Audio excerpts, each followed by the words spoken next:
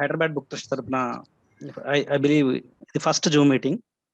నేను ఈరోజు వనవాసి నవల గురించి సంక్షిప్తంగా 5 నిమిషాల్లో మాట్లాడబోతున్నాను. ఇక్కడ నేనంటే తెలియని వారి కోసం క్లుప్తంగా నా పేరు అనిల్ బత్తుల. నేను పిల్లల కథలు అనువాదం చేస్తుంటాను, పిల్లల కథలు రాస్తుంటాను. ప్రస్తుతం ఒక పిల్లల సినిమా తీసే ప్రయత్నంలో ఉన్నాను. వనవాసి వనవాసి ఇది నా జీవితంలో మర్చిపోలేని పుస్తకం. నా జీవితాన్ని మార్చిన పుస్తకం. 13 సంవత్సరాలు సాఫ్ట్వేర్ ఇంజనీర్గా పనిచేసిన నేను హైదరాబాద్ నగరాన్ని వదిలేసి నిజామాబాద్కి 13 కిలోమీటర్ల దూరంలో ఉన్న మా పల్లెటూరికి వచ్చి ఇక్కడ గడపడానికి వెనుకున్న ప్రేరణ ఒక పుస్తకం. ఆ పుస్తకమే వనవాసి. ఈ వనవాసి నవలని విభూతిభూషణ్ బందోపాధ్యాయ బెంగాలీలో అరణ్యక్ పేరుతో రాశారు. 1961 ఆ ప్రాంతంలో సూరంపూడి సీతారాం గారు చాలా అద్భుతంగా అనువాదం చేశారు. అది మనకు అనువాదం లాగా అనిపించదు, డైరెక్ట్ నవల్ చదువుతున్న ఫీలింగ్ కలుగుతుంది. ఇక కథ విషయానికి వస్తే, సత్యచరణ్ బాబు ఒక నిరుద్యోగి, సంస్కారం కలిగిన వాడు. మెస్ బిల్లు కూడా కట్టలేని పరిస్థితి ఉంటుంది. ఆ సందర్భంలో అతనికి అనుకోకుండా తన పాత స్నేహితుడు కనిపిస్తాడు.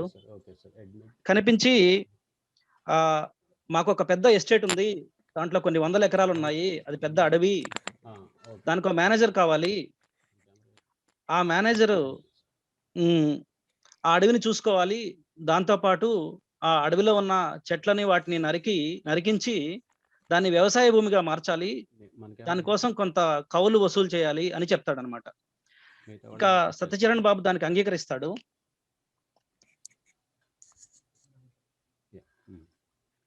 అంగీకరించిన తర్వాత అతను బయలుదేరతాడు. కలకత్తా నుంచి బయలుదేరి ఆ ప్రదేశానికి వెళ్తాడు. అది పూర్ణియా జిల్లాలో ఉంటుంది. అక్కడికి వెళ్ళిన తర్వాత ఇతనికి మొదట్లో కలకత్తాని వదిలి వెళ్ళడం, నగర జీవితాన్ని వదిలి వెళ్ళడం ఇష్టం ఉండదు. కానీ అక్కడికి వెళ్ళాక అక్కడ పరిస్థితులు ఎలా ఉంటాయంటే, ఎటు చూసిన అనంతమైన అడవి, చెట్లు వస్తానే ఉంటాయి. మనుషులు చాలా తక్కువ ఉంటారు. వాళ్ళు గిరిజనులు, వాళ్ళు మాట్లాడే భాష వేరు. ఇతను మాట్లాడే భాషకి వాళ్ళు మాట్లాడే భాషకి చాలా భేదం ఉంటుంది. ఇటువంటి పరిస్థితుల్లో కొంతకాలం అయ్యాక అతనికి అనిపిస్తుంది, నేను ఈ అడవిలో భాగమయ్యాను, చివరికి తిరిగి కలకత్తా వెళ్తే ఆ రణగుణ ధ్వనుల నగర జీవితంలో నేను ఇమడగలనా అని తనకి భయం వేస్తుంది. ఆ నవల్లో అతని జీవన విధానం ఎలా ఉంటుందని చూస్తే, తను ఒంటరి రాత్రుళ్ళు అడవుల్లో గడుపుతూ ఉంటాడు. ఈ భూమిని పేదవాళ్ళకి కౌలుకిచ్చి ఆ కౌలు డబ్బులు వసూలు చేస్తుంటాడు. కొంత మానవతా దృక్పథంతోనే ఉంటాడు, కానీ అతనికి తప్పదు. ఎందుకంటే తన పై వాళ్ళు కౌలు ఖచ్చితంగా వసూలు చేయమంటాడు. సో ఇతను ఆ కౌళ్ళు కింద మీద పడి వసూలు చేస్తూ ఉంటాడు. ఈ పరిస్థితుల్లో అతను ఆ అనంతమైన అడవిలో తను కూడా ఒక భాగమైపోతాడు. ఒక పక్క ఉద్యోగ నిర్వహణలో భాగంగా అడవిని నరికిస్తూ కౌలుకిస్తూనే ఆ చుట్టుపక్కల పల్లెల్లో ఉన్న దరిద్రమైన జీవితాన్ని చూసి నిర్ఘాంతపోతాడు. అక్కడ పేద ప్రజల, గిరిజనుల జీవితం ఏ విధంగా ఉంటుందంటే, ఆకలి తీర్చుకోవడానికి పచ్చి మినప్పిండి తినేవారిని చూస్తాడు. ఒక రొట్టె కోసం 12 మైళ్ళు నడుచుకుంటూ వెళ్ళిన ప్రజల్ని చూస్తాడు. ఒక తల్లి తన పిల్లల ఆకలి తీర్చడం కోసం ఎంగిలి విస్తర్లో వేరుకుంటూ ఉంటుంది. రేగి పళ్ళు దొంగతనం చేస్తుంటుంది. ఆ రేగి పళ్ళు దొంగిలించినందుకు ఆవిడికి శిక్షలు విధిస్తూ ఉంటారు. తర్వాత భూస్వాముల్ని చూస్తాడు. ఆ భూస్వాములు ఇతన్ని బ్రైబ్ చేయాలని చూస్తాడు. ఇతను అంతగా లొంగడు. ఆ తర్వాత ఒక ఒంటరి వృద్ధుడు గొర్రెలు కాస్తూ ఉంటాడు. ఎవరా ఈ వృద్ధుడు, ఏంటి ఇతను వెరైటీగా ఉన్నాడని చెప్పి అతన్ని అడిగితే, ఒక అంతరించిపోయిన గిరిజన తెగకి ఆ వృద్ధుడు రాజు అన్న విషయం, అంటే కింగ్, ఒక నాయకుడని, ఆ గిరిజన నాయకుడని తెలుసుకుంటాడు. ఇటువంటి సందర్భంలో ఈ పుస్తకంలో ప్రతి పేజీలో కూడా ప్రకృతిని చాలా అద్భుతంగా వర్ణిస్తూనే అక్కడున్న గిరిజనుల, పేదల దుర్భరమైన జీవితాలని, తిండి గింజల కోసం వాళ్ళు ఏ విధంగా మోసపోతున్నారు భూస్వాముల చేతుల్లో, కేవలం తిండి గింజల కోసం ఎలా పోరాడుతున్నారు, ఎంత అమాయకత్వంతో బతుకుతున్నారు, మైదాన ప్రాంత వాసులు వాళ్ళని ఎలా దోచుకుంటున్నారు, ఇవన్నీ విషయాలు కూడా ప్రకృతి వర్ణనలతో పాటు మిళితం చేసి చెప్పాడు. ఒక పక్కనేమో నేచర్ బ్యూటీ చూస్తాడు ఇతను, బయట నుంచి వెళ్ళిన అతను కాబట్టి. ఒక పక్కనేమో వాళ్ళ దుర్భరమైన జీవితాలు, వాటిని చూసి ఆశ్చర్యపోతుంటాడు, బాధపడతాడు కూడా. అయితే మొక్కల మీద ప్రేమతో ఎక్కడి నుంచో పూల తీగలు తెచ్చి ఒక సరస్వతి మడుగు అని ఉంటుందన్నమాట. ఆ సరస్వతి మడుగు అరణ్యంలో ఒక ప్రాంతం. ఆ సరస్వతి మడుగు ప్రాంతంలో ఎక్కడెక్కడి నుంచో మొక్కలు తెచ్చి బన్వారి అన్నతను మొక్కలు నాటుతూ ఉంటాడు. అక్కడ చాలా పెద్ద పూల తోటలా పెంచుతాడన్నమాట. అతనితో పాటు ఇతను కూడా జాయిన్ అయ్యి చివరికి ఆ అడవంతా కూడా నరుక్కుంటూ వస్తారు. కొంత అడవి నరకడము, కౌలుకివ్వడము, నరకడము, కౌలుకివ్వడము. ఆఖరిలో ఈ సరస్వతి మడుగు కూడా నరకాల్సిన సిట్యుయేషన్ వస్తుంది. మనుషుల్ని పెట్టి నరికించాల్సిన సిట్యుయేషన్. ఈ ఈ ఎవరైతే నవల్లో ఈ ఆహ్, హీరో ఉన్నాడో ప్రొటాగనిస్ట్ అతను చాలా బాధపడతాడు.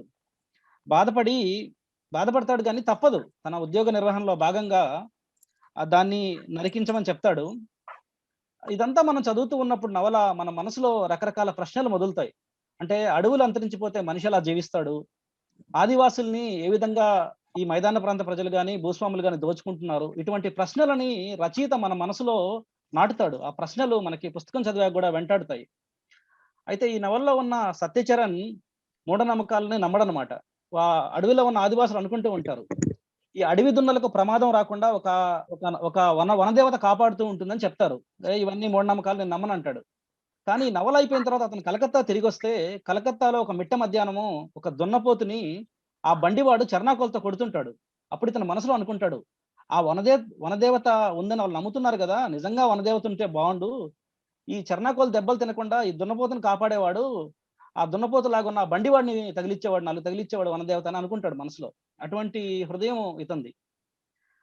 ఇలా ఈ నవల చదువుతున్నంత సేపు అపూర్వ అపూర్వమైన వన సౌందర్య వర్ణనలు, ఆదివాసీ జీవితాల్లోని దరిద్ర దేవత మనకు తాండవిస్తూ ఉంటుంది. నవల చదివాక గూడా కొంతకాలం మామూలు మనిషి అవ్వాలంటే టైం పడుతుంది.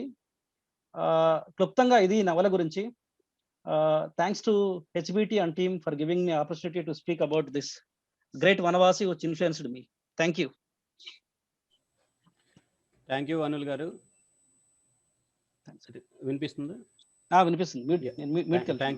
థ్యాంక్ యూ అనిల్ గారు. సారీ ఫర్ చిన్న ఇన్కన్వీనియన్స్ అయింది. ఆ కెమెరా కొంచెం ఫంక్షన్ చేయటంలో ఫస్ట్ మీటింగ్లోనే అవాంతరం వచ్చింది. ఫార్మల్గా మీ అందరికీ స్వాగతం.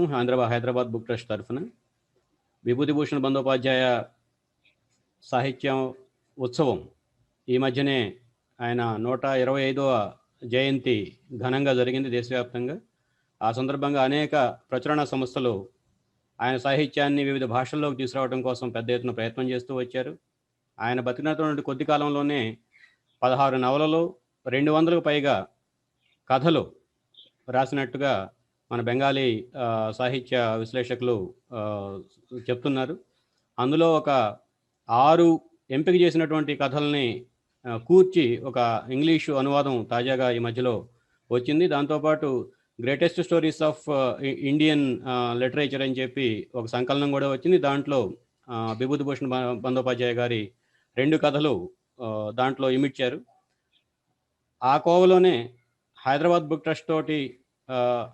ట్రస్ట్ బిపిన్ బందోపాధ్యాయ సాహిత్యంతో సహవాసం 2008 నుంచి మొదలైంది.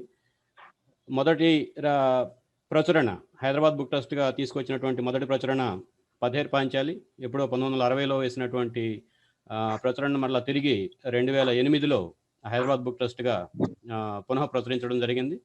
దాని తరువాత వనవాసి, ఇప్పుడు అనిల్ బత్తుల్ గారు పరిచయం చేసినటువంటి వనవాసి మొదటిసారి తెలుగులో 1961లో వచ్చింది. దాన్ని 2009లో మరలా తిరిగి ఒక తరం సాహిత్యానికైనా జీవితానికైనా ఒక తరం అంతరం ఉంటుందని చెప్పని అంటారు కదా. మనకి అప్పట్లో ఒక 40 సంవత్సరాల తరం అని చెప్పని అనుకుంటే ఆ 40 సంవత్సరాల వ్యత్యాసం తర్వాత, కాలాంతరం తర్వాత మరలా తిరిగి వనవాసి, అట్లాగే పథేర్ పాంచాలి తెలుగులో హైదరాబాద్ బుక్ ట్రస్ట్ ద్వారా పాఠకుల దగ్గరికి వచ్చాయి.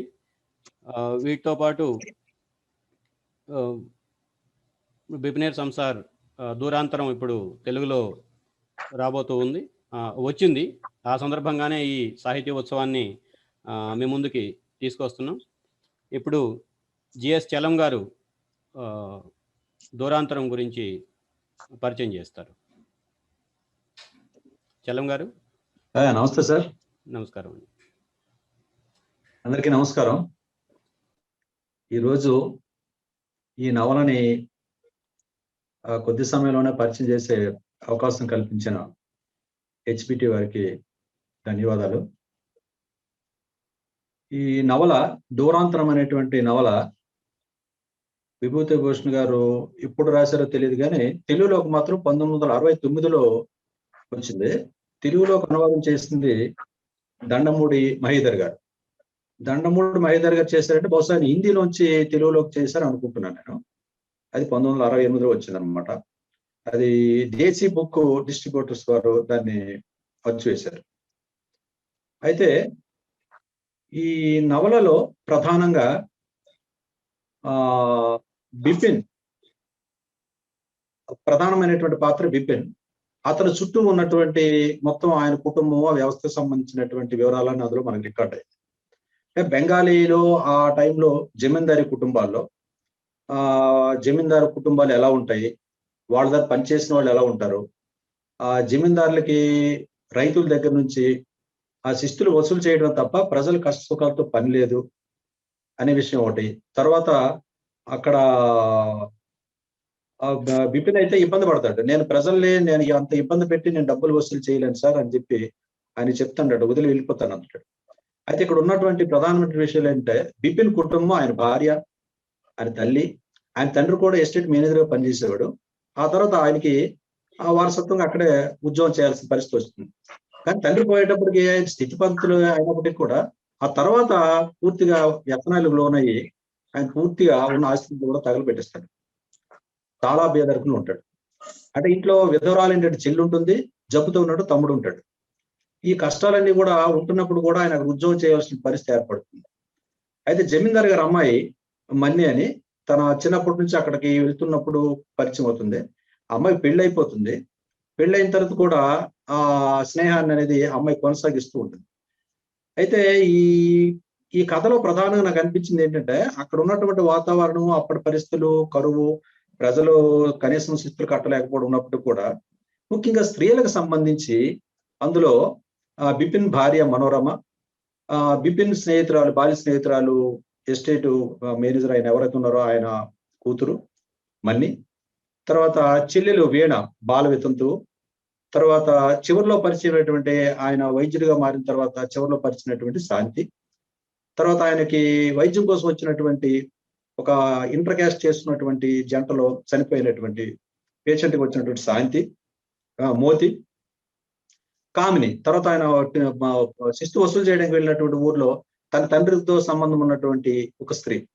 ఈ 6 స్త్రీలని గనక గమనిస్తే మనకి ఆ రోజుల్లో స్త్రీలు వాళ్ళ తాలూకు మానసికమైనటువంటి ప్రపంచం, ఆ మనోప్రపంచంలో వాళ్ళ ప్రవర్తన, వాళ్ళ తాలూకు ఆకాంక్షలు, ఇవన్నీ చాలా చాలా ఆసక్తికరంగా అనిపించింది నాకు. ఎందుకంటే ఏ ఒక్కటి కూడా అలాగని పరిధులు దాటి ఎక్కడ ప్రవర్తించింది ఏమీ లేదు.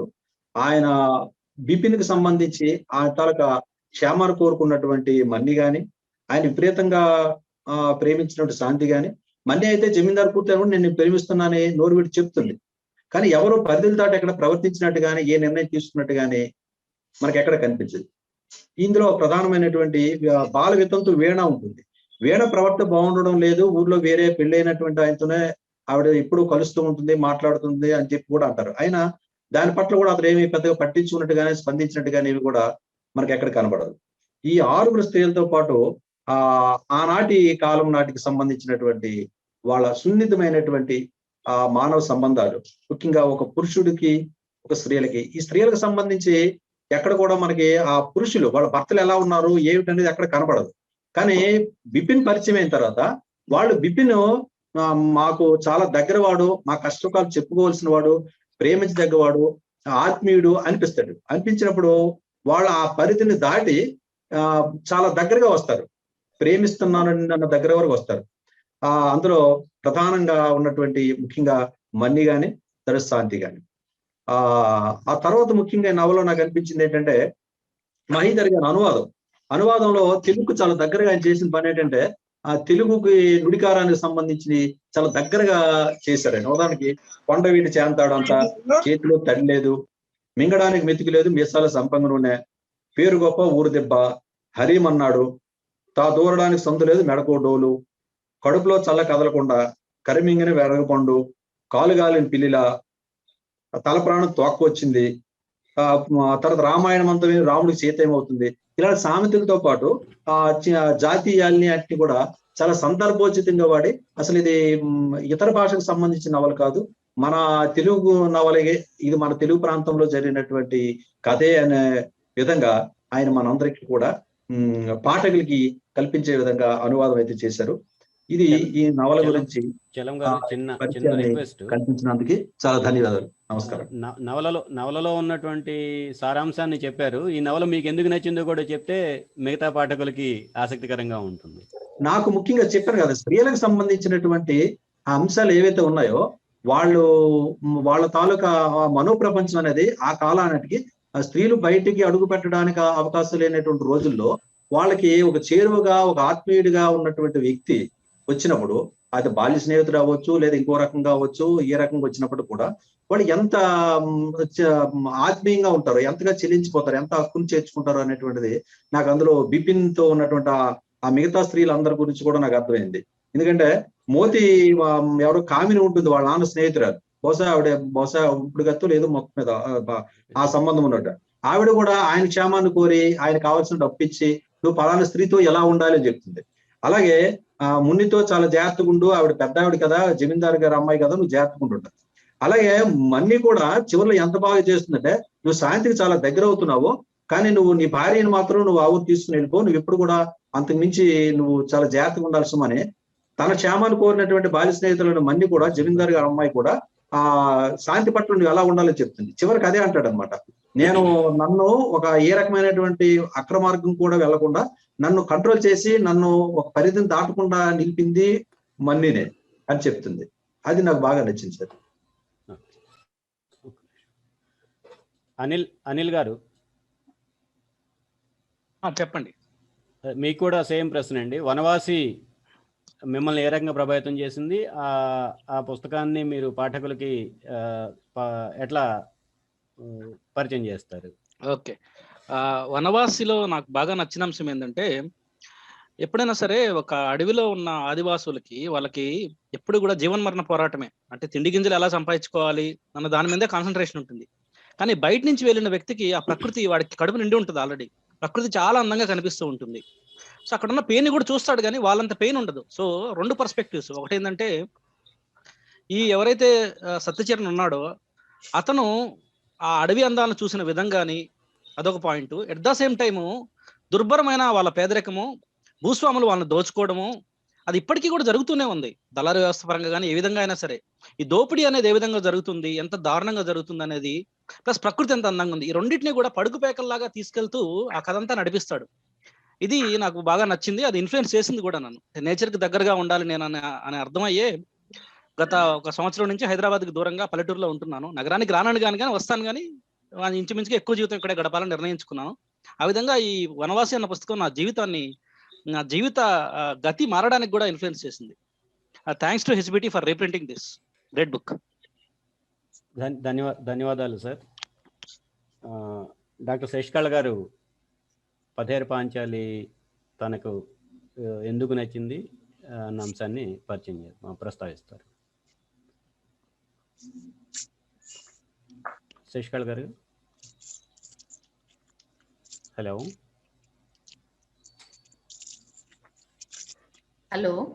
చెప్పండి మేడం. నేను సాహిత్య సభలో పాల్గొనటం ఇదే ప్రథమం అండి. వేమన వసంతలక్ష్మి, గీతా రామస్వామిల ప్రోద్బలంతో ఈ సాహసాన్ని పూనుకున్నాను. విభూతి భూషణ్ బందోపాధ్యాయ రచన పథేర్ పాంచాలి గురించి నన్ను మాట్లాడమన్నారు. అయితే నేను కొంచెం రాసుకొని చదవదలుచుకున్నాను, ఎందుకంటే నేను ఇలాగ ఎక్స్టెంపోర్ మాట్లాడలేను. పథేర్ అంటే దారి, పథం, పాంచాలి అనేవి బెంగాలీ సాంప్రదాయ గీతాలు. సో పథేర్ పాంచాలి అనగానే మనకి స్ఫురణకు వచ్చేది దర్శకుడిగా సత్యజిత్ రేకి అంతర్జాతీయ ఖ్యాతిని ఆర్జించి పెట్టిన తొలి చలనచిత్రం. అయితే ఇది 1928-29లో విచిత్ర అనే బెంగాలీ పత్రికలో సీరియల్ గా వచ్చింది. అదే సంవత్సరం పుస్తక రూపంలో కూడా వెలువడింది. బెంగాలీ సాహిత్య వనంలో విభూతి భూషణ్ తనదైన శైలిలో గుబాళింపజేసిన ఈ నవలనే 25 సంవత్సరాల తర్వాత, అంటే 1955లో సత్యజిత్ రే తన తొలి చిత్రానికి మూలంగా ఎంచుకోవటం చూస్తే ఈ నవల కథ, కథనం ఆయన్ని ఎంతగా ప్రభావితం చేసిందో మనకి అవగతం అవుతుంది. అందమైన గ్రామీణ జీవన నేపథ్యంలో అతి సహజమైన పాత్రలతో జీవితంలో ఒడిదుడుకులను ఎదుర్కొంటూనే ఆశావహ దృక్పథాన్ని వీడకుండా ముందుకు సాగే ప్రయాణమే ఈ నవల కథాంశం.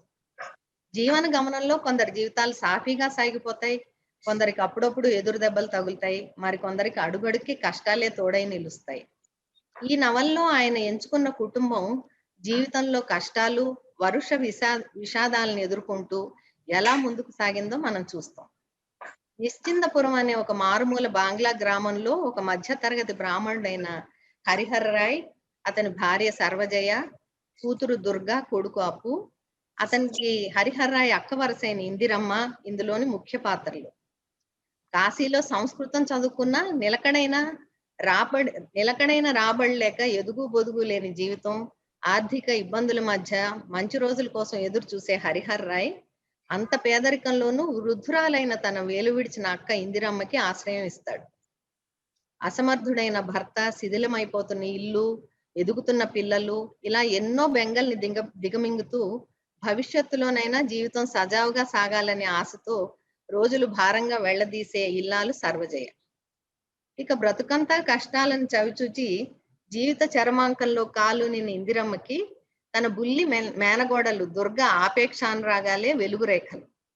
అత్త చెప్పే కాశీ మజిలీ కథలు, శ్రావ్యంగా పాడే సాంప్రదాయ పాటలంటే చిన్నారి దుర్గకి ఎంతో ఇష్టం. వారిద్దరి మధ్య ఉన్న అవ్యక్తానుబంధం మనల్ని కట్టిపడేస్తుంది. మరదలు సర్వజయచే బయటికి గంటబడి అనారోగ్యంతో ఇందిరమ్మ మరణం ఒక శకానికి తెరదించుతుంది. దుర్గ కంటే 6 ఏళ్లు చిన్నవాడైన అపుకి అక్క తోడిదే ప్రపంచం. వారిద్దరూ తమ బుల్లి ప్రపంచంలో నిరంతర అన్వేషణలో, తీరికలేని ఆటపాటలతో బాల్యాన్ని సంపూర్ణంగా అనుభవించే ప్రయత్నం చేస్తుంటారు.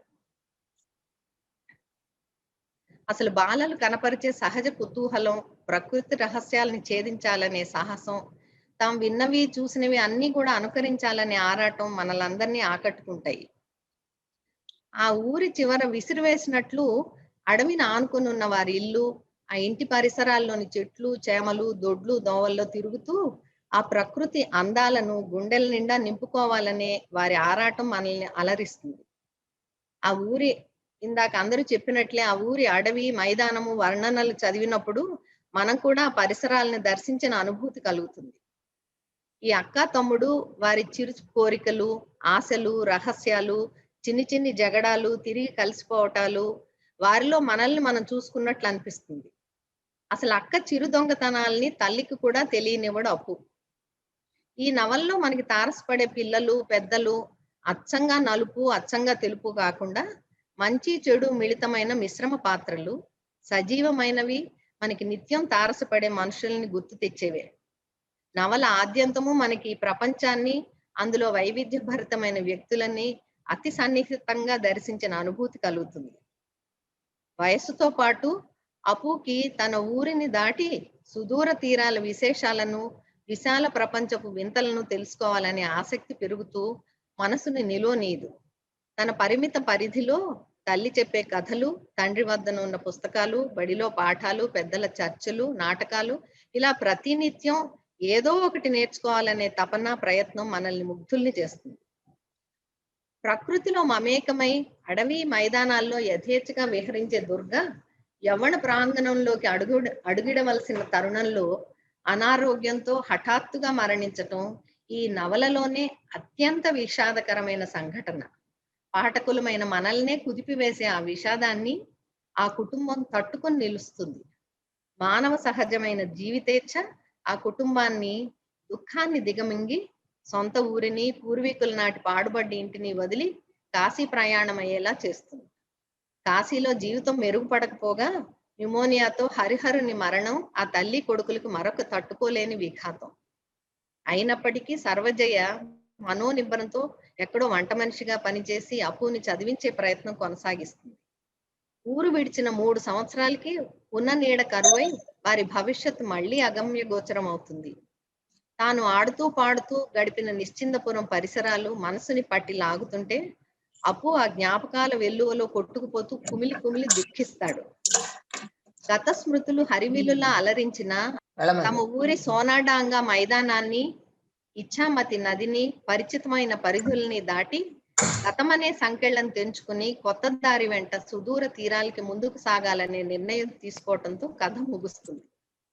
ఈ కథంతా చదివిన తర్వాత మనకు అర్థమైంది ఏంటంటే, మన మనసులో నాకు తట్టింది లేని దాని గురించి ఆలోచించక అందుబాటులో ఉన్న దాన్ని తనివి తీరా ఆస్వాదించాలనే విచక్షణ, మన పయనంలో చివరి వరకు వచ్చేవి ఆత్మీయుల తీపి జ్ఞాపకాలే అన్న వివేకం ఈ నవల మనకు కలిగిస్తుంది.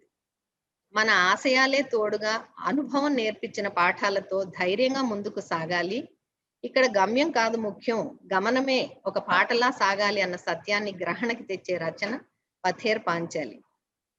చివరిగా ఈ నవల్ని 1960లోనే మనకి తెలుగులోకి అనువదించిన మద్దిపట్ల సూరి గారి ప్రతిభా విశేషాలను గురించి కొన్ని మాటలు. చదువుతున్నంత సేపు ఇది ఒక అనువాద నవలని మనకి స్ఫురించదు. స్వతంత్ర నవల అనిపించేలా అందంగా, సరళంగా మనసుని రంజింపజేస్తుంది. ముఖ్యంగా ఇందులో ఆయన వాడిన కొన్ని పదాలు ఇరవు, నివేశనం, చాలు ఏర్పరచటం వంటివి పాత తరం వారికి ఆ పదాలను గుర్తు చేస్తూ, కొత్త తరం పాఠకులకు తెలియజేస్తూ తెలుగు భాషని సుసంపన్నం చేస్తుందంటంలో సందేహం లేదు. థ్యాంక్ యూ శశికళ గారు.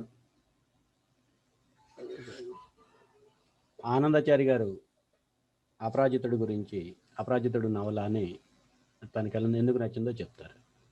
ఆనందాచారి గారు. హలో వినపడుతుందండి? యా, వినిపిస్తుందండి. ఓకే, నమస్కారం అండి అందరికి. ముందుగా హెచ్బిటి వాళ్ళు విభూతి భూషణ్ గారి ఈ పుస్తకాల మహోత్సవాన్ని నిర్వహిస్తూ వారికి ముందుగా నా అభినందనలు, కృతజ్ఞతలు. నా పేరు ఆనందాచారి, తెలంగాణ సాహితీ కార్యదర్శిగా ఉన్నాను. వీరయ్య గారు ఈ పరిచయం చేయమన్నారు. సమయం తక్కువ ఉంది, రాత్రి 1 గంటకు ముగించాను ఈ నవల చదవటం. నిజంగా ఒక గొప్ప అవకాశంగా భావిస్తున్నాను. ఈ సందర్భంగా విభూతి భూషణ్ గారి నవలను చదివి చాలా అనుభూతి చెందాను. ఇందులో ఒక ప్రణవ్ పాత్ర ఉంటుంది. ఇందాక పథేర్ పాంచాల్లో భాగంగా ఉన్న నవల ఇది. ప్రణవ్ పాత్ర ద్వారా ఒక విషయం చెప్తారండి. నువ్వు గొప్ప సాహిత్యాన్ని చదవాలంటే అందుకు ఒక ప్రణాళికను, పద్ధతిని తయారు చేసుకోవాలని ఆ పాత్ర ద్వారా చెప్పిస్తాడు. అది నిజం. వాస్తవంగా సాహిత్యంలో ఏం చదవాలి, ఎలా చదవాలి, ఏవేవి ఎంచుకోవాలనేది ఒక ప్రణాళిక సిద్ధం చేసుకుంటే తప్ప మనం వాటిని ఆస్వాదించడం అనేది సాధ్యపడదు. అది ఆయన చెప్పినటువంటి విషయం. అయితే అపరాజితుడు నవల బహుశా విభూతి భూషణ్ గారి జీవిత కథ లాగానే సాగింది అనిపిస్తుంది నాకు. అది స్వాతంత్ర్యానికి పూర్వం ఉన్నటువంటి కథ నేపథ్యం అంతా కూడా అలా ఉంటుంది. ఆయన ఆత్మకథ అని నాకు అలా అనిపించింది. అనువాదం కూడా కాత్యాయని గారు చేశారు. ఎంతో సరళంగా తెలుగుతనాన్ని అద్దుకున్నట్లు ఆ నవలంతా కూడా ఎక్కడ ఆగకుండా, అడ్డుపడకుండా సాగిపోతుంటుంది చదువుతుంటే. అది గొప్పగా చేశారు వారు. ఇందులో ముఖ్యమైనటువంటి పాత్ర అపూర్వ పాత్ర.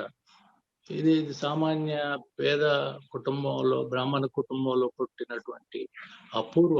తండ్రి చనిపోతాడు అప్పటికే. తల్లి సర్వజయ ఆ జమీందారులు అక్కడ వాళ్ళ ఇంట్లో వంట మనిషిగా ఉండి ఇతన్ని కొడుకుని పెంచే ప్రయత్నం చేస్తుంది.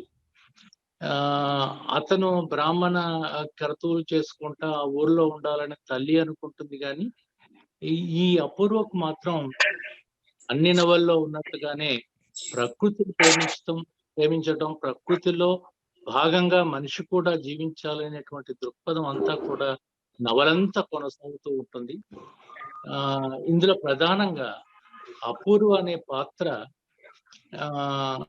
చదువుకోవాలి అనేటువంటి, కొత్త జ్ఞానాన్ని పొందాలనేటువంటి కోరిక బలంగా ఉన్నటువంటి వాడు. తల్లిని అమితంగా ప్రేమిస్తున్నప్పటికీ కూడా తల్లిని వదిలిపెట్టైనా సరే నేను చదువుకోవాలని తల్లిని వదిలిపెట్టి వేరే ఊరికి పోవటము, ఆ తర్వాత అక్కడి నుంచి కలకత్తా వెళ్ళటం, అక్కడ చదువుకోవడం అనేది పూర్తి చేస్తారు. ఎన్ని కష్టాలు వచ్చినా కానీ చదువును ఆపకూడదనేటువంటి ఆయన ఆ దృఢమైనటువంటి పట్టుదల ఒకటి. రెండవది చాలా అతను దారిలో పోతున్నప్పుడు కూడా 10 మందితో మాట్లాడటం, సంభాషించడం, కొత్త వాళ్ళతోని పరిచయాలు చేసుకోవటం, కొత్త వాళ్ళ నుంచి తెలుసుకోవటం అనేది ప్రధానమైనటువంటి విషయంగా అతను ఆ నవల మొత్తం కూడా చూపిస్తాడు. అయితే ఇందులో తల్లి సర్వజయ పాత్ర అందరి తల్లుల పాత్రల తీరు మాత్రం నన్ను చాలా ఇంప్రెస్ చేసింది. ఎందుకంటే ఆ సర్వజయ పాత్ర గురించిన జ్ఞాపకాలను అపూర్వ గుర్తు చేసుకుంటాడు. తన తల్లితో ఉన్నప్పుడు ఏం చేసేది, తల్లి తనకి ఏం చేసేది, ఇవన్నీ గుర్తు చేసుకోవడం, జ్ఞాపకంలోకి రావడం, ఈ జ్ఞాపకాల్లో ఎంతో గొప్ప శక్తి ఉంటుంది, మనం భవిష్యత్తులో ముందుకు పోవటానికి చూపిస్తాడు. నేను చెప్పేది ఏంటంటే, ఈ నవలలో తల్లి వర్ణన జరుగుతూ ఉన్నప్పుడు, చెప్తున్నప్పుడు, జ్ఞాపకాల్లోకి పోయినప్పుడు ఖచ్చితంగా మా అమ్మ గుర్తుకొచ్చింది. అంత గొప్ప విషయం ఇంకేం కావాల్సింది. రచయిత యొక్క విజయము అందులో మనకు కనిపిస్తుంది. తర్వాత అపూర్వ పాత్ర చాలా ఆత్మాభిమానాన్ని ఎక్కడా కూడా వదులుకోకుండా, తిండి కష్టపడ్డ, పుస్తకాలు వేయడానికి కష్టపడ్డ అభిమానాన్ని మాత్రం వీడకుండా ఉంటాడు. ఇందులో అపూర్వ పాత్ర కథా రచయిత, నవలాకారుడు. వాటి పరిచయం రాయించుకోవాలని ఎవరిని ప్రాధేయపడటానికి కూడా ఆయన ముందుకు రాడు. మామగారు చాలా పెద్ద ధనవంతుడే కానీ వారిని కూడా ఆశ్రయించడు. ఉపాధి కలిగినటువంటి ట్యూషన్ చెప్పే కాడ కూడా అతని ఆత్మాభిమానానికి దెబ్బ తగులుతుంది అన్నప్పుడు అది వదిలేసైనా వస్తాడు తప్ప, పస్తులైనా ఉంటాడు తప్ప ఆయన ఆత్మాభిమానాన్ని చంపడు. ప్రేమ గురించి కూడా ఆ మధ్యలో వర్ణించినటువంటి విషయం, ప్రేమ ఎలా ఉంటుంది, ప్రశాంతమైనది, తన హృదయానికి గొప్ప తృప్తినిస్తుందే తప్ప ప్రేమ అనేది ఉద్రేకం ఉరుకోలెత్తించదు అని ఆ పాత్ర ద్వారా చెప్పించడం. తర్వాత జీవితం దానికి అదే గొప్ప వరం అని అనుకుంటాడు చాలాసార్లు. నగరంలో కంటే కూడా నగరంకి వెళ్ళటం, గ్రామీణ ప్రాంతాన్ని ఇష్టపడటం, ప్రకృతి ఉంటుంది కాబట్టి గ్రామాల్లో అని అనుకున్నాడు. కానీ నగరానికి వెళ్ళటం వల్ల తాను పొందినటువంటి ఒక దృక్పథాన్ని నేను పొందగలిగాను.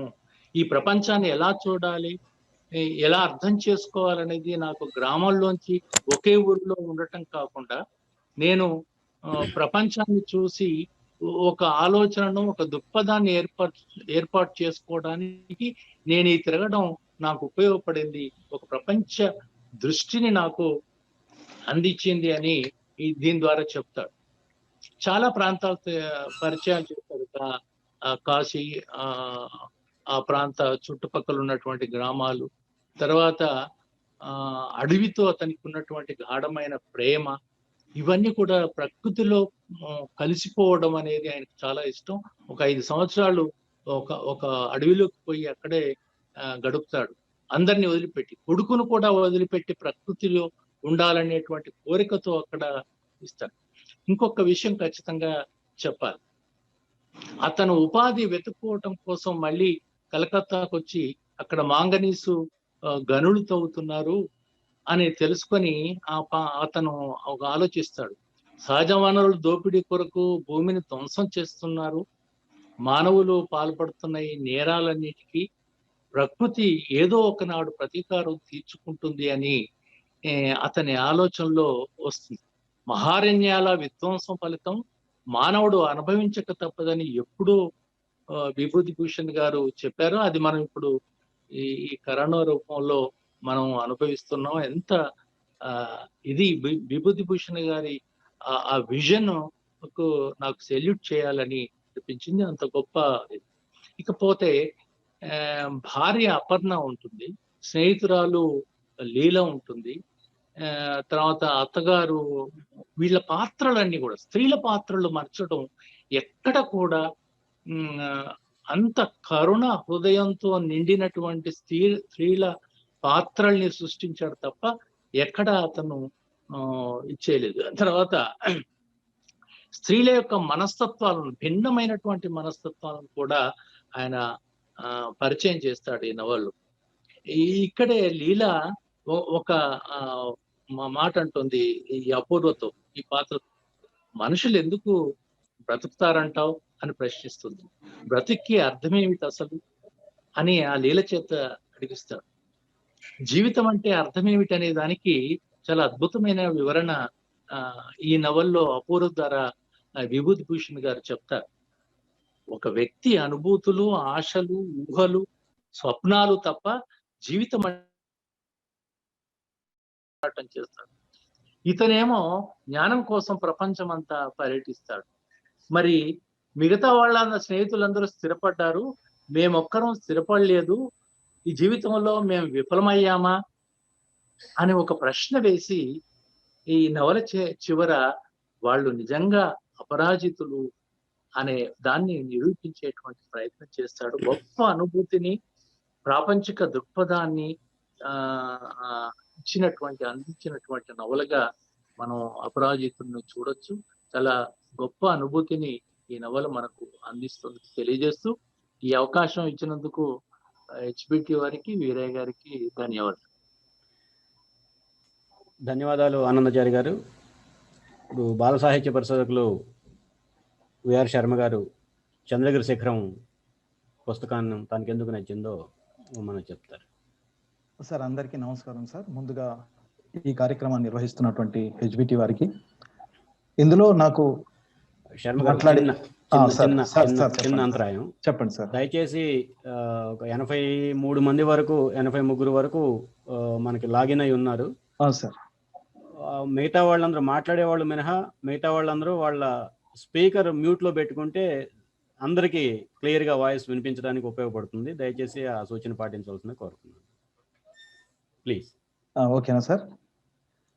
మరోసారి నాకు ఈ సమావేశంలో మాట్లాడే అవకాశం కల్పించినటువంటి హెచ్బిటి వాళ్ళకి ముందుగానే కృతజ్ఞత తెలియజేసుకుంటూ, చంద్రగిరి శిఖరాన్ని నాకు తోచిన పద్ధతిలో, నాకు అర్థమైన పద్ధతిలో నేను పరిచయం చేసే ప్రయత్నం చేస్తాను. ఇది 1937లో, నాకు తెలిసిన మేరకు 1937లో చందేర్ పహార్ పేరు మీద బెంగాల్లో వచ్చినటువంటి నవల. దానికి మౌంటైన్ ఆఫ్ ద మూన్ పేరుతో ఇంగ్లీష్లో ట్రాన్స్లేషన్ కూడా వచ్చింది. 2010లో చూపు కాత్యాయని గారు అనువాదం చేస్తే హెచ్బిటి వాళ్ళు, అంటే మనం దీన్ని తెలుగు అనువాదంగా వెలుగులోకి తీసుకొచ్చాం. ఇది ప్రధానంగా యువతరాన్ని దృష్టిలో పెట్టుకుని విభూతి భూషణ్ గారు రాశారని చెప్తారు. కానీ పిల్లల నుంచి మొదలుకొని పెద్దవాళ్ళ వరకు అందరినీ కూడా బాగా ఆకట్టుకున్న పాపులర్ నవలగా దీన్ని చెప్తారు. పాపులర్ నవల అంటే మరో నెగిటివ్ అర్థం కాకుండా బాగా ఆదరింపబడిన ఒక నవలగా మనం అర్థం చేసుకోవాలి. ఇది సినిమాగా కూడా వచ్చినట్టు నేను విన్నాను. అలాగే దీన్ని గ్రాఫిక్ నవలగా కూడా 2014లో గ్రాఫిక్ నవలగా కూడా తీసుకొచ్చారట. సౌరవ్ మహాపాత్ర గారు స్క్రిప్ట్ రాస్తే సాయన్ ముఖర్జీ గారు బొమ్మలేసి దీన్ని పెంగ్విన్ బుక్స్ ఇండియా వాళ్ళు ఒక గ్రాఫిక్ నవలగా కూడా తెచ్చారని. ఎందుకు నేను ఈ మాట చెప్తున్నానంటే, అంటే ముఖ్యంగా యువతరానికి దగ్గరగా వెళ్ళేలాగా ఆయన రాయడం, బెంగాల్లో అట్లా ఆదరించడం. ఒక మాట కూడా చెప్తారు, బెంగాల్లో విభూతి భూషణ్ బందోపాధ్యాయ కథలు చదవని పిల్లలు ఎవరు ఉండరు అని. ఏదో ఒక కథ అయినా కనీసంగా చదివి ఉంటారు. వీరు అక్కడి పిల్లలకు, అక్కడ యువతరానికి బాగా పరిచయమైనటువంటి రచయితగా చెప్తారు. సరే, క్లుప్తంగా కథ విషయానికి వస్తే, శంకర్ రాయ్ చౌదరి అనే ఒక సామాన్య బెంగాలీ గ్రామీణ ప్రాంత యువకుడు, 22 సంవత్సరాల మధ్య వయస్సులో ఉన్నటువంటి ఒక యువకుడు తన చదువైన తర్వాత కుటుంబ పరిస్థితుల వల్ల అనివార్యంగా ఒక జూట్ మిల్లో గుమాస్తాగా పనిచేస్తుంటాడు. కానీ ప్రవృత్తి రీత్యా తనకి సాహసాలంటే, అన్వేషణలంటే బాగా ఇష్టం. అనుకోకుండా తనకు కలిసి వచ్చినటువంటి ఒక అవకాశాన్ని ఉపయోగించుకుని తను చేసిన ప్రయత్నంతో ఇతనికి ఆఫ్రికాలో ఉగాండాలో రైల్వే వేస్తున్న సందర్భంలో ఒక చిన్న ఉద్యోగం దొరుకుతుంది. అక్కడికి వెళ్తాడు. ఇక అక్కడి నుంచి ఆ అడవిలో అద్భుతమైనటువంటి ఒక భయధ సౌందర్యం మధ్య, భయపెట్టే ఒక అద్భుత అరణ్య సౌందర్యం మధ్య అతని సాహస జీవనయానం కొనసాగుతుంది. సింహాలు, పాములు, చివరికి ప్రాణాలు తీసే దోమల మధ్య ఆయన ఏ క్షణం కూడా ఏమాత్రం ఎందుకు వచ్చాను ఇక్కడికి అని అనుకోకుండా అలా ముందుకు నడుస్తూనే ఉంటాడు. అనుకోకుండా అక్కడ అల్వరేజ్ అనేటువంటి ఒక పాత్ర ఎదురవుతుంది. ఆయన కూడా ఒక గొప్ప అన్వేషకుడు, సాహసికుడు. వీళ్ళిద్దరు కలిసి అక్కడ వజ్రాలు దొరికే ఒక ప్రాంతాన్ని వెతుకుతూ బయలుదేరతారు. ఇది పేజీ పేజీన, పేరా పేరాన మనని ఆఫ్రికా అడవుల సౌందర్యాన్ని అద్భుతంగా మనని ఒక అందులోకి తీసుకెళ్తుంది. మనం చదువుతున్న అనుభూతి ఎక్కడ కూడా అనిపించదు. మనం ఆఫ్రికా అడవుల్ని అనుభవిస్తాం, చూస్తాం, అందులో లీనమవుతాం, వాళ్ళతో కలిసి నడుస్తాం. అంత అద్భుతంగా, ఎందుకంటే అనువాదం కూడా మనం ఎక్కడ అనువాదం చదువుతున్నట్టుగా అనిపించదు, ఒక ఒరిజినల్గా అనిపిస్తుంది. చాలా గొప్ప పుస్తకం ఇది. అయితే సరే, ఆయన వజ్రాల కోసం మాత్రం వెళ్ళలేదు, డబ్బు కోసమో ఆస్తులు సంపాదిద్దామనో వెళ్ళలేదు.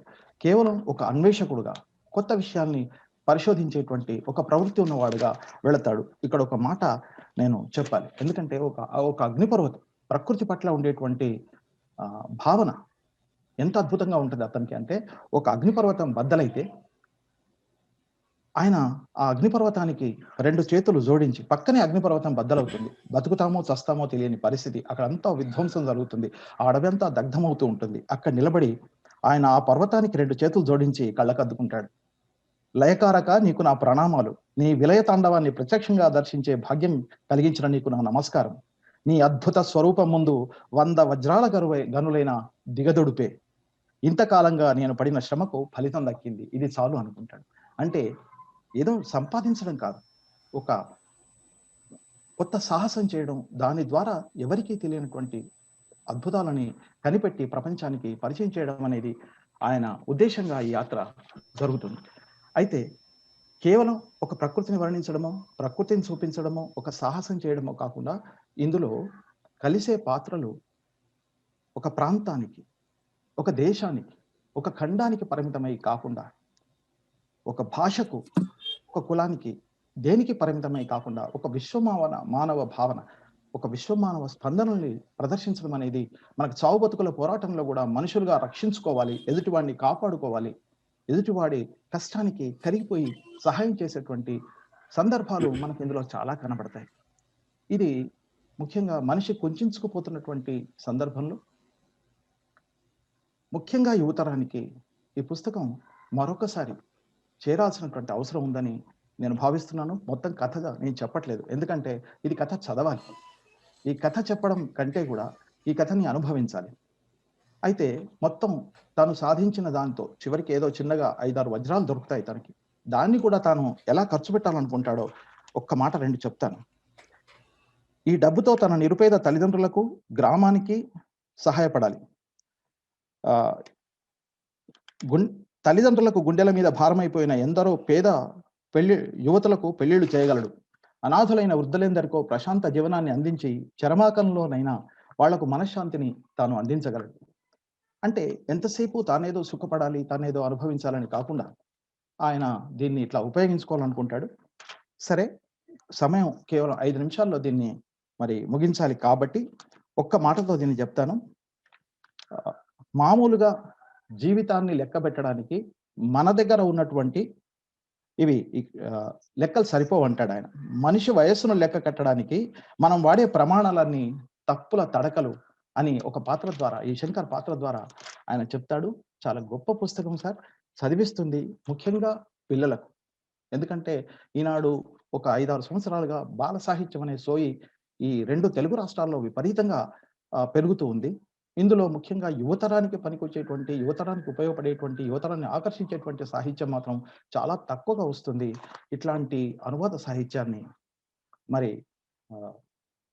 మరింత పిల్లలకు దగ్గరగా, యూత్కి దగ్గరగా తీసుకొచ్చేటువంటి ప్రయత్నం మరీ జరగాలని హెచ్పిటి వారిని నేను కోరుకుంటూ, ఈ కార్యక్రమాన్ని నిర్వహించినందుకు, నన్ను ఇందులో భాగస్వామ్యం చేసినందుకు కృతజ్ఞతలు తెలియజేసుకుంటూ, బహుశా నా సమయం దాటలేదని నేను అనుకుంటూ నమస్కారం. ధన్యవాదాలు శర్మ గారు, చాలా మంచి మాట చెప్పారు. పుస్తకాన్ని చదివితే వచ్చే అనుభూతి ఎవరికి వాళ్ళు అనుభవించడం కోసం మీరు అవకాశం వదిలిపెట్టారు. అందరినీ చదవమని ప్రోత్సహించే పద్ధతుల్లో ధన్యవాదాలు. విభూతిభూషణ్ సాహిత్యం ఇప్పటికే హైదరాబాద్ బుక్ ట్రస్ట్ తరఫున 5 పుస్తకాలు తాజాగా రిలీజ్ అయినటువంటి దూరాంతరంతో కలిపి 5 పుస్తకాలు ప్రచురించాము. ఈ 5 పుస్తకాలు కలిపి ఒక కాంబో ఆఫర్ కింద పాఠకులకి అందుబాటులో తీసుకురావడం కోసం ప్రయత్నం చేసాం. మంచి ఆదరణ వచ్చింది. మీరు మీ దగ్గర లేని వాళ్ళు, అంటే మీ మిత్రులు, ఇతరత్ర మీ సన్నిహితులు అందరికీ కూడా ఈ సమాచారాన్ని తెలియజేసి ఈ కాంబో ఆఫర్ అవకాశాన్ని ఈ సందర్భంగా సద్వినియోగం చేసుకుంటారని చెప్పి ఆశిస్తూ, మా ప్రయత్నానికి కూడా మీరు అండగా నిలబడటానికి ఇది ఒక అవకాశం. ఆ రకంగా మీరు సహకరిస్తారని చెప్పి ఆశిస్తూ, చివరిగా కాత్యాయని గారు విభూతిభూషణ్ బందోపాధ్యాయ సాహిత్య విహంగ వీక్షణం మీద మాట్లాడతారు. క్లోజ్. కాత్యాయని గారు.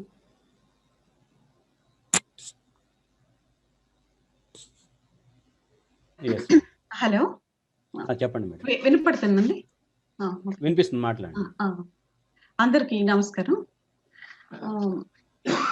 ఈరోజు విభూతిభూషణ్ బందోపాధ్యాయ సాహిత్యంతో ఒక కార్యక్రమాన్ని, నేను చర్చించుకునే కార్యక్రమాన్ని ఏర్పాటు చేసినందుకు ముందుగా హైదరాబాద్ బుక్ ట్రస్ట్ ని అభినందిస్తూ, ఇప్పటి వరకు మాట్లాడిన మిత్రులందరూ ఒక్కొక్క నవల గురించి వివరించారు కాబట్టి నేను విడివిడిగా మళ్ళా వాటి డీటెయిల్స్ లోకి పోకుండా విభూతిభూషణ్కి సంబంధించిన స్థూలంగా పరిచయం చేస్తాను. మనకు తెలుగు వాళ్లకు, తెలుగు పాఠకులకు మా అనువాద సాహిత్యం ద్వారా మనకు బాగా ఇష్టమైన దగ్గరైన సాహిత్యాల్లో బహుశా రష్యన్ సాహిత్యం తర్వాత మళ్ళీ బెంగాలీ సాహిత్యంతో చాలా సాన్నిహిత్యం ఉంది.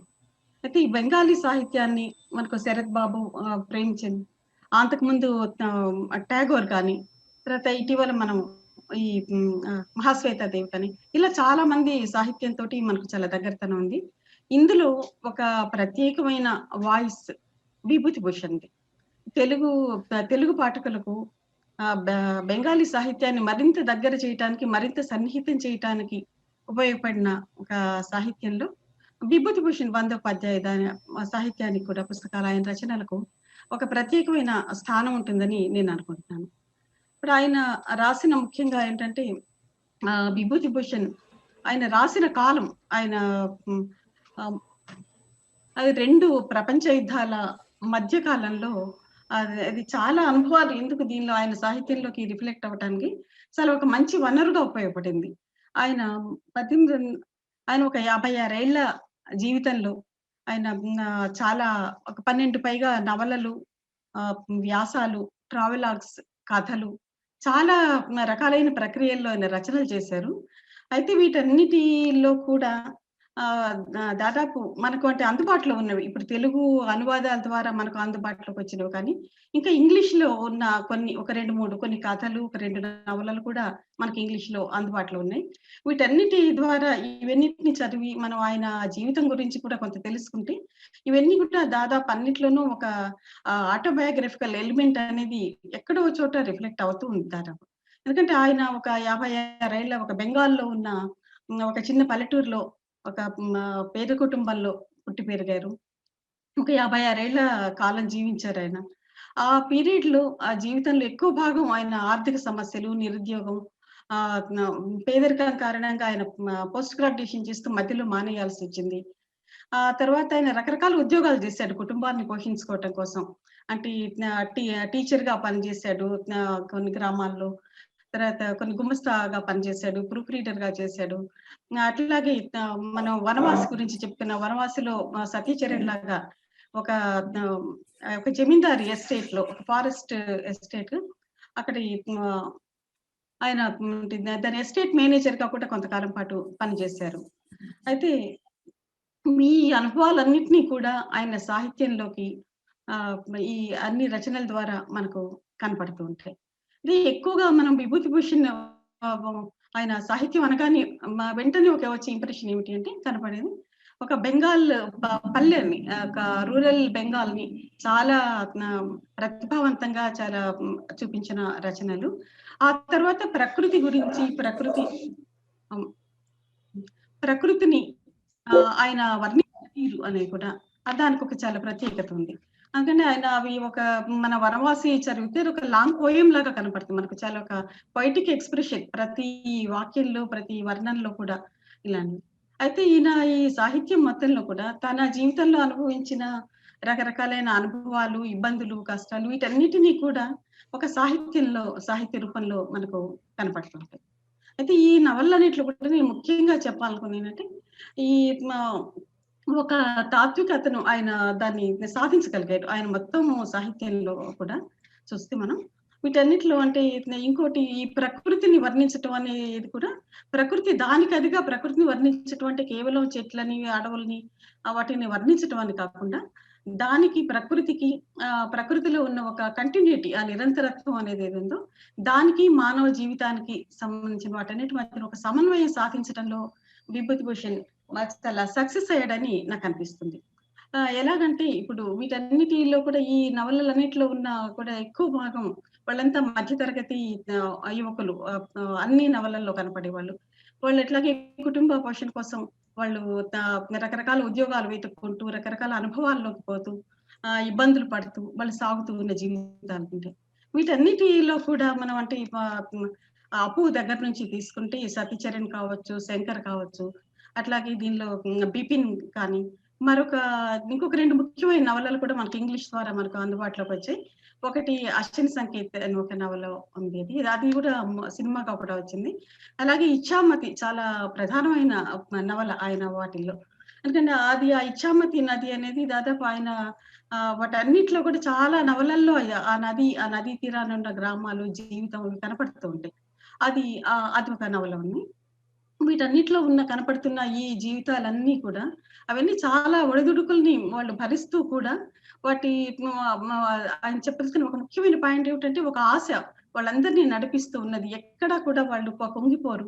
వాటన్నిటి మధ్య అన్ని సమస్యల నడుమన ఒక చిన్న ఒక ఆశని పట్టుకుని వాళ్ళు ముందుకి పోతూ ఉంటారన్నమాట. దీన్ని తర్వాత ఆయన ప్రకృతిని వర్ణించటం కూడా ఇప్పుడు మన వనవాసిలో కానీ, తర్వాత ఇందాక పరిచయం చేశారు చంద్రగిరి శిఖరంలో కానీ చూస్తే ప్రకృతి కూడా అంటే ఇప్పుడు మనం సాధారణంగా ప్రకృతిని వర్ణించటం అంటే ఏంటి? ఎవరైనా వాటిని ప్రకృతిలో ఉన్న అందమైన కొన్నిటికి మాత్రమే ఒక అందంగా ఉందని ఆపాదిస్తాం, కొన్నిటిని ఒక బీభత్సం అంటాం, ఒక విలయం అంటాం. ఎందుకంటే కానీ ఏంటంటే ఒక వసంతాన్ని ఎలా వర్ణిస్తాడు, ఒక ఆకురాలే కాలాన్ని వర్ణిస్తాడు, అట్లాగే ఒక వెన్నెల రాత్రుల్లో ఒక అడవి సౌందర్యాన్ని ఎట్లా వర్ణిస్తాడు, అంతే ఉద్వేగంతో, అంతే ఇష్టంతో ఆయన ఒక మండుటెండలో ఒక కాలిపోతున్న ఒక అడవి సౌందర్యాన్ని వర్ణిస్తారు. అంటే వీటన్నిటి ద్వారా ఆయన వీటన్నిటి మధ్య విడివిడిగా కనపడతాయి కానీ మనకు అన్నిట్లో ఒక లింక్ కనపడుతుంది మనం కొంచెం పరిశీలనగా చూస్తే. అంటే ఒక మనిషి జీవితంలో కానీ, ప్రకృతిలో కానీ ఉండే రకరకాల ఋతువులు, ప్రకృతిలో ఎలా అయితే ఒక్కొక్క ఋతువు, ఒక్కొక్క సందర్భం, ఒక సమయం, వీటన్నిటిలో ఒక ప్రకృతి తనను తాను మార్చుకుంటూ అది కొన్ని చోట్ల ధ్వంసం అవుతూ, నశించిపోతూ, మళ్ళా తిరిగి అది రీజనరేట్ అవుతూ ఎట్లా పోతూ ఉంటుందో, ఇలాగే మనిషి జీవితం కూడా ఆ ఫిలాసఫీని ఆయన చెప్తాడు. ఏదో ఆయన నడిపించిన ఒక ముఖ్యమైన ఒక జీవిత తాత్వికత అనుకుంటున్నాను. అట్లాగే ఈయన ఈ రాసిన వాటన్నిటిలో కూడా ఇది అన్నిట్లో కూడా కనిపిస్తూ ఉంటుంది మనకు. ఇలానే ఇప్పుడు తన ఈ నవలలన్నిట్లో కానీ మనం చూస్తే ఇంకోటి అంటే వీటిలో చాలా ప్రధానంగా ఆయన దేని గురించి మాట్లాడినా కూడా ఎక్కువ అంటే గ్రామీణ బెంగాల్ గురించి ఎక్కువ వర్ణించినప్పటికీ కూడా అవి దాంట్లో ఉన్న అంటే ఆ కాలం అంటే వాటన్నిటిలో తీసుకున్నది ప్రధానంగా మనం హంగర్ 30s అంటాం. అట్లా ఆర్థిక మాంద్యం, తీవ్రమైన ఒక ఎకనామికల్ డిప్రెషన్ ని దేశం ఎదుర్కొన్న కాలాన్ని, తర్వాత రెండో ప్రపంచ యుద్ధం తర్వాత ఆ కాలంలో వచ్చిన పరిణామాలని, వీటిలో ఉన్న ఈ ఆర్థికమైన క్రైసిస్ ని చాలా అద్భుతంగా పట్టుకున్న సాహిత్యం విభూతిభూషణ్ది. ఎందుకంటే ఆయన నేరుగా దాన్ని ఎక్కడో ఒక సిద్ధాంతం చెప్పినట్టో లేకుంటే ఒక పొలిటికల్ స్టేట్మెంట్స్ గాను ఎక్కడ చెప్పడు. కానీ మానవ జీవితంతో కలిపి, మనుషుల జీవితంతో, ఒక సుఖదుఖాలతో, అట్లాగే ప్రకృతి వర్ణంతో వీటన్నిటితో కలుపుతూ అప్పటి ఆ సామాజిక పరిణామాన్ని చాలా గొప్పగా చెప్తారు. అందుకని వీటి అన్నిట్లో అంటే ప్రధానంగా చూస్తే మనం ఈ పల్లెలు చెప్తున్నప్పుడు అప్పుడు అక్కడ ఒక ధ్వంసం అయిపోతున్న గ్రామీణ జీవితం కనిపిస్తుంది. మనం అపరాజితో దగ్గర నుంచి తీసుకుంటే పథేర్ పాంచాల నుంచి కూడా అప్పుడు ఒక ఆర్థికంగా ఒక మాంద్యం ఏర్పడిన సమయంలో వృత్తులు పోయినాయి అన్ని. అప్పటి వరకు ఉన్న చేతి వృత్తులు కానీ, కుల వృత్తులు పేరుతో ఉన్నవి కానీ అవి నాశనం అయిపోవటం. తర్వాత వ్యవసాయ రంగం అది పాడైపోవటము. ఇవన్నిటితోటి కూడా గ్రామాల నుంచి ప్రజలు, మనుషులు వాళ్ళు అంటే వాళ్ళ జీవితాన్ని వెతుక్కుంటూ, బతుకు తెరువును వెతుక్కుంటూ నగరాలకు వలసలు పోతున్న జనం ఈ అన్ని నవలల్లో కూడా కనపడుతూ ఉంటుంది మనకు.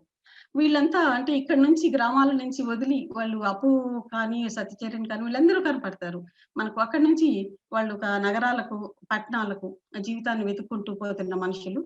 అయితే వాళ్ళ అప్పుడు ఆ సంధి కాలంలో వాళ్ళు ఒకవైపు ఈ గ్రామంతో కలిసి పుట్టి పెరిగి అక్కడ ఉన్న ఒక ప్రకృతితో కానీ, అక్కడ ఉన్న మానవ సంబంధాలతోటి వాళ్ళు పెనవేసుకున్న జీవితాల నుంచి వాళ్ళు ఒక్కసారిగా ఒక నాగరికతలోకి, ఒక పారిశ్రామిక నాగరికతలోకి, పెట్టుబడిదారీ పద్ధతులు అవి డామినేటింగ్ గా ఉన్న పట్టణాల్లోకి వాళ్ళు పోతున్నప్పుడు వాళ్ళు పడే క్రైసిస్, వాళ్ళకి ఎదుర్కొన్న వాళ్ళ సంఘర్షణని చాలా అద్భుతంగా చెప్పిన సాహిత్యం ఆయన విభూతిభూషణ్ది. అందుకని వీళ్ళందరూ కూడా ఏంటంటే ఇట్లా వాళ్ళు ఒక జీవితాన్ని వెతుక్కుంటూ పోతున్న మనుషులు, వాళ్ళు అక్కడ ఉన్న ఎదురు దెబ్బలు కానీ, ముఖ్యంగా తర్వాత ఇందులో అంటే ఈ నవలన్నిట్లో కూడా ఇది మనకు కనపడుతుంది. అట్లాగే ఇప్పుడు నగరాలకు వెళ్ళిన తర్వాత అక్కడ చదువుకున్న యువతరం కూడా నిరుద్యోగం, సతీచరణ్ పరిస్థితి అదే ఉంది. అందుకని వాళ్ళు మళ్ళీ ఇంకొక రకమైన బతుకు తెరువు వెతుక్కుంటూ ఇంకెక్కడికో వెళ్ళటం. ఇట్లా మొత్తం మీద సమాజం అంతా కూడా ఒక అల్లకల్లోలంగా ఉన్న పరిస్థితిని ఆయన చాలా పట్టుకుంటున్నారు. అట్లాగే ఇప్పుడు మనం వీటిలో తీసుకుంటే వనవాసి ఇలాంటి వాటిలో కూడా అడవి అంటే ఇప్పుడు అడవిని, ప్రకృతిని గురించి చెప్పటం అంటే కేవలం ప్రకృతిని చెప్పటం అంటే దాన్ని రొమాంటిసైజ్ చేయటం ఎక్కడ ఉండదు. అంటే ఎంత ఉద్వేగంగా, ఎంత పొయిటిక్ గా ప్రకృతిని ఆయన వర్ణిస్తాడు.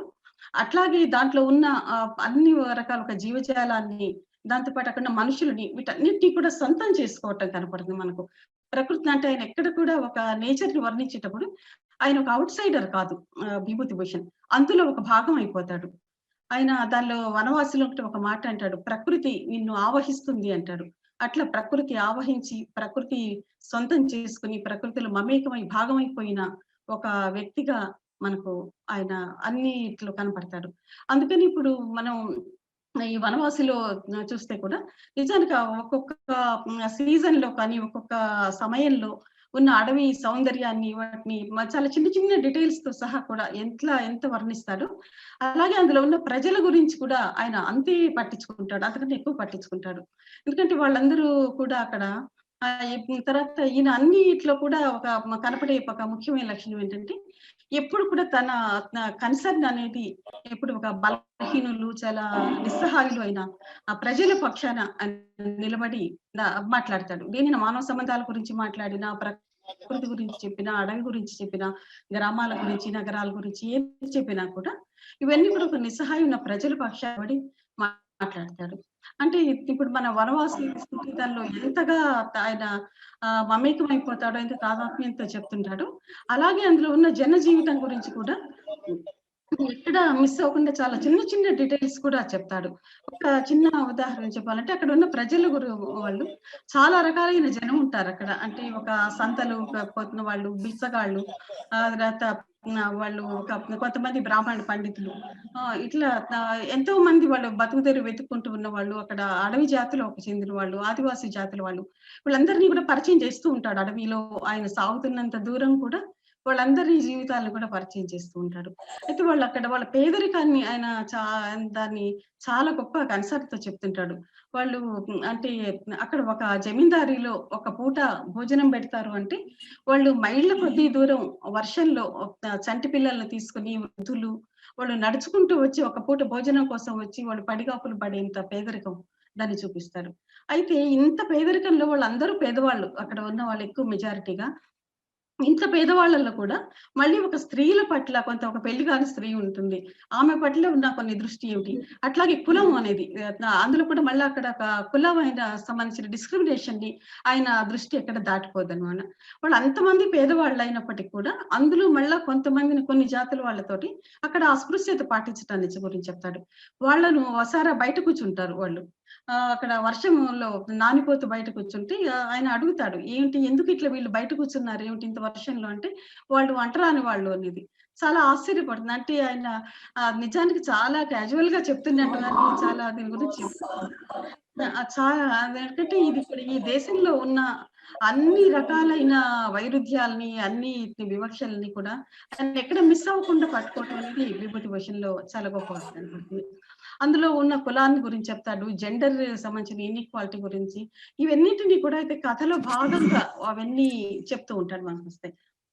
అంటే ఇందులో కూడా అంటే ఆయన ముఖ్యంగా తర్వాత మనం ఇందాక అపూర్ సంసార్ గురించి చెప్పారు, అపరాజితో, వీటన్నిటిలో కూడా అంటే ఆ సందర్భంలో ఒకవైపు ఏమో ధ్వంసం అయిపోతున్న గ్రామీణ సంస్కృతి, ఆర్థిక వ్యవస్థ, అట్లాగే చొచ్చుకొస్తూ ఉన్న కొత్తగా పారిశ్రామిక నాగరికత, పెట్టుబడిదారీ విధానాలు,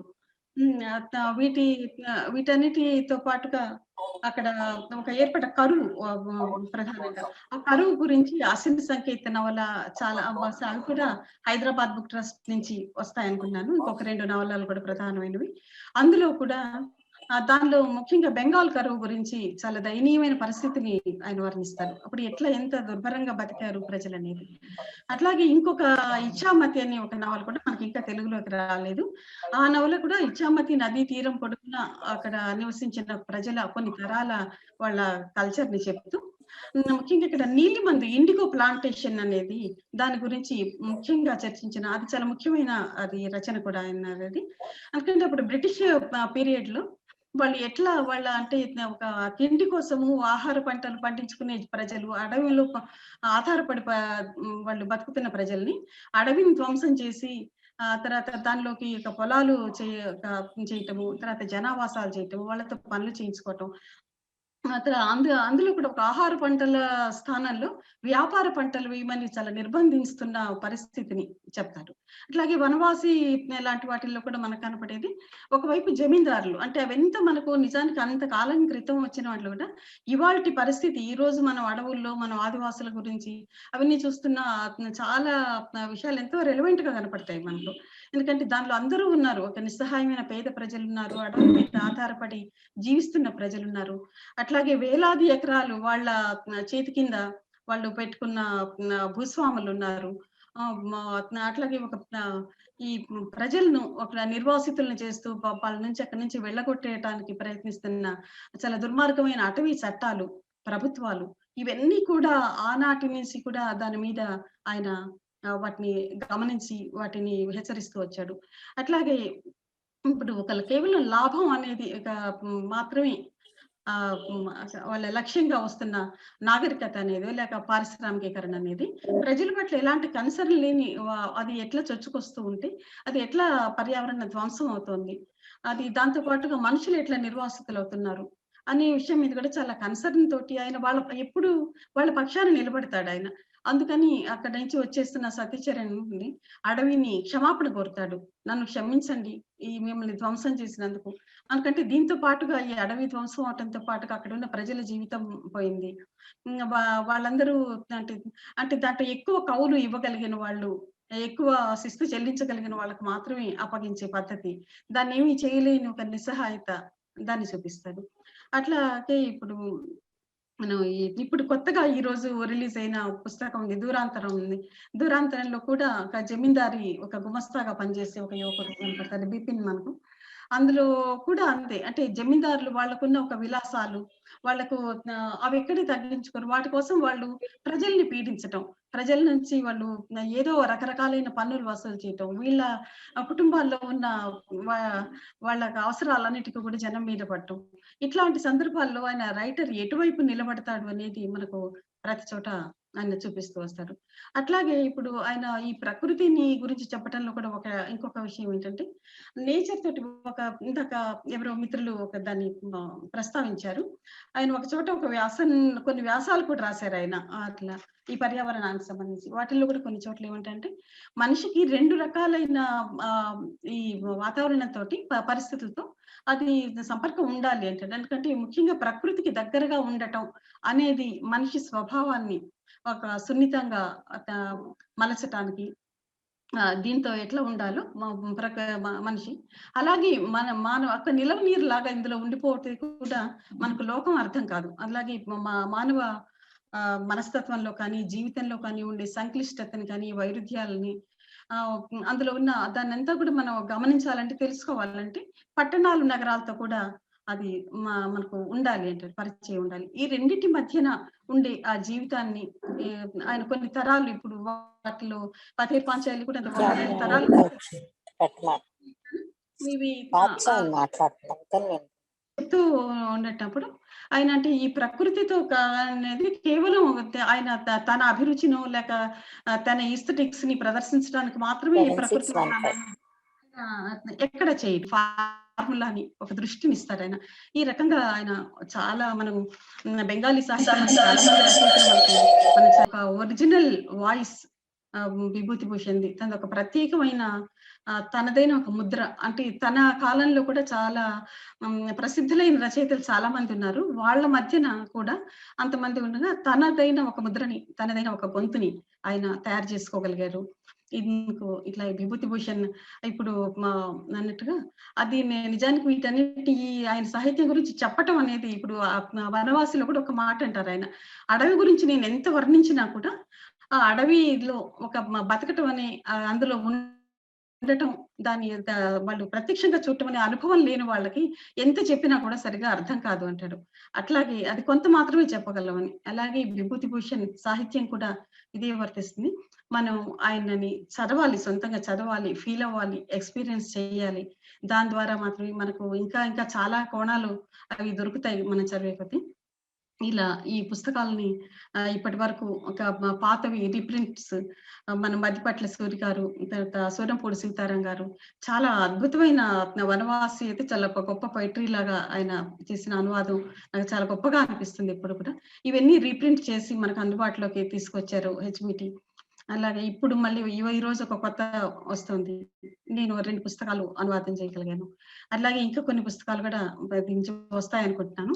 ఈ అవకాశాన్ని కల్పించినందుకు పాఠకులు దీన్ని చదివి చర్చిస్తారని ఇప్పుడు ఆశిస్తున్నాను. ఈ అవకాశం దీన్ని ఏర్పాటు చేసినందుకు, ఇందులో నన్ను పాల్గొనే అవకాశం కల్పించినందుకు మిత్రులందరికీ నేను కృతజ్ఞతలు. Thank you. ధన్యవాదాలు కాత్యాయని గారు. ఈ పుస్తకం ఇప్పుడు తాజాగా హైదరాబాద్ బుక్ ట్రస్ట్ ప్రచురించింది. కాంబో ఆఫర్లో దీన్ని కూడా కలిపి 5 పుస్తకాలు మీ ముందుకి తీసుకొస్తున్నాం. దూరాంతరం నవల.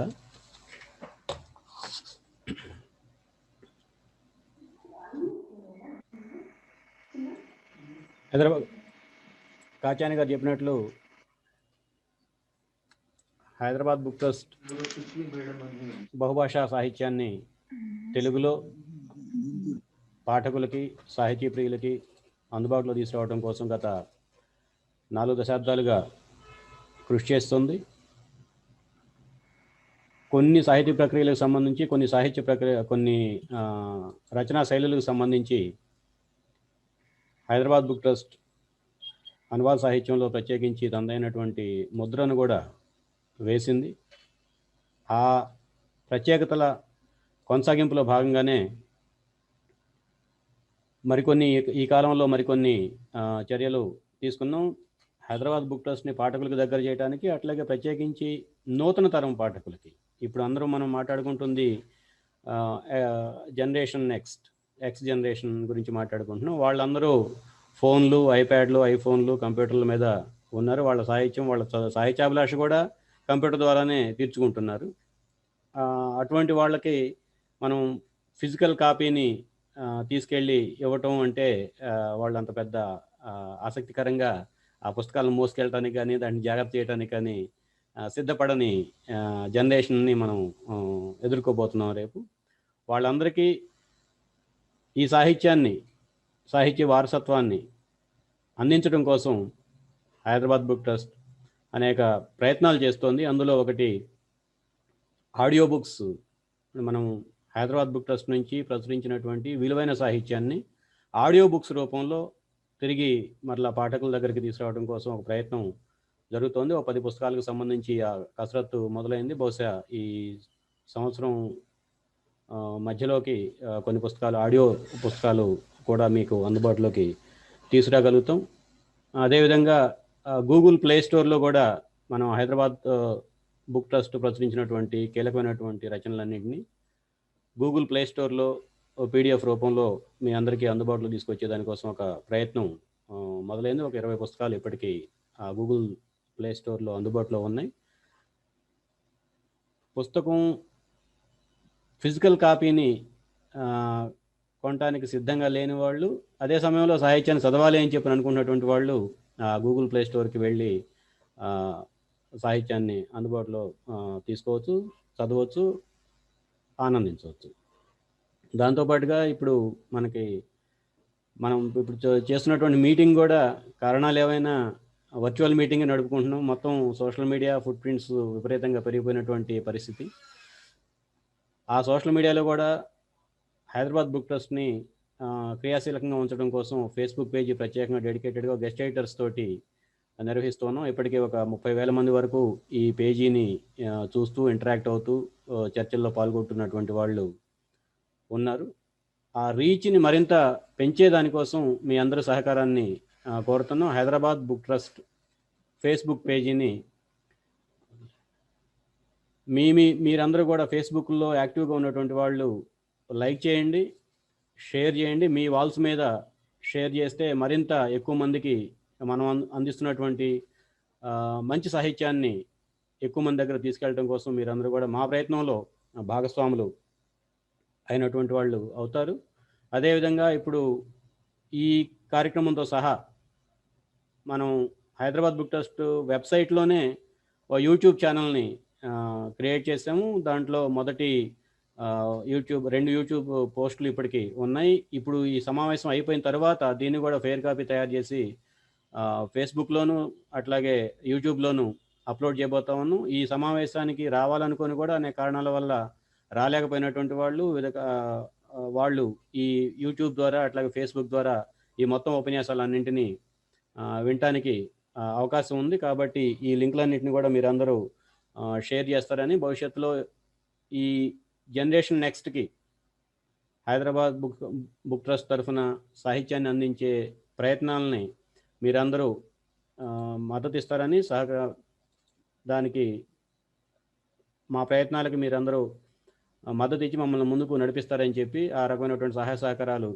ఆశిస్తారని చెప్పి తెలియజేస్తూ, ఈ సమావేశానికి అడగంగానే అంగీకరించినటువంటి శశికళ గారికి, కాత్యాయని గారికి, ఆనందాచారి గారికి, లాస్ట్ మినిట్లో రిక్వెస్ట్ని అంగీకరించి అద్భుతమైనటువంటి ప్రజెంటేషన్ ఇచ్చినటువంటి బత్తుల గారికి, అట్లాగే ఇందాక మనం చూపించినటువంటి దూరాంతరం పుస్తకాన్ని మరలా తెలుగు పాఠకులకి హైదరాబాద్ బుక్ ట్రస్ట్ ద్వారా అందించడంలో సహకరించినటువంటి జిఎస్ చలం గారికి, మీ అందరికీ, అట్లాగే ఈ జూమ్ కాన్ఫరెన్స్లో భాగస్వాములైనటువంటి అందరికీ ధన్యవాదాలు తెలియజేస్తూ ఈ సమావేశాన్ని ముగిస్తున్నాను.